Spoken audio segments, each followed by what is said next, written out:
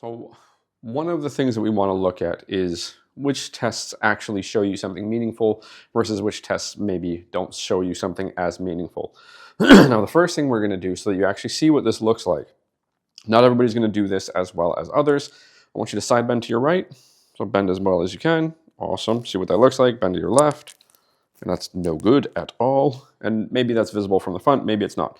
Now, if we are to compare methods for which I'm going to be able to gather that information, I need a reasonable vantage point. So really where I wasn't going to see it all that well. I should be directly behind the patient. And essentially what I need is some kind of level line. So usually I will place a hand on their back to give myself some sort of level line to see how far they move on either side. Now, if I do a passive test, let's just say I do something like this, right? Now, I'm on one side, I've got a certain angle, I've got things built into me, and I do this, right? It feels, now you'll see, I can side bend this way, I can drift, right? Now the drift makes it feel like it's larger. If I'm not paying attention, I can fool myself into thinking that one is bigger than the other. I can make this side bend look much larger than it is. Right? Now, people would say, well, the difference between active and passive is passive range of motion. I can get closer to the end range or the anatomical end range as opposed to the physiological end range, if you like those fancy terms.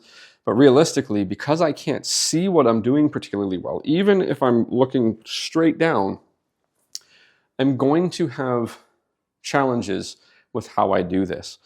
So the best thing to do is have some visual relief, have the patient actively side bend themselves, and you'll see which side the restriction's on. Versus if you do it passively. If you do it passively, you'll find a restriction, but you may not find the actual difference or preference of motion. So the visual active test for the vertebral column is going to do way better. Another test that some may like is just pushing down on one side and pushing down on the other side, right? Now, if I do this, I'm not going to notice anything. So I'm just, doing the good old Austin Powers karate chop to her traps.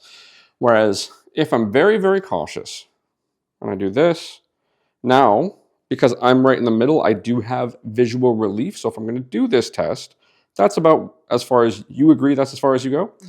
Now, if I do this, and again, I stay in the middle, that's as far as you go, mm-hmm. Right? Now, I can't feel that, but I can see it because I'm in the middle. And because I'm controlling both shoulder girdles as opposed to just push down, which one doesn't. Now, if I do it this way, that looks restricted, that looks restricted. I don't know which one's the difference, right? So I need something.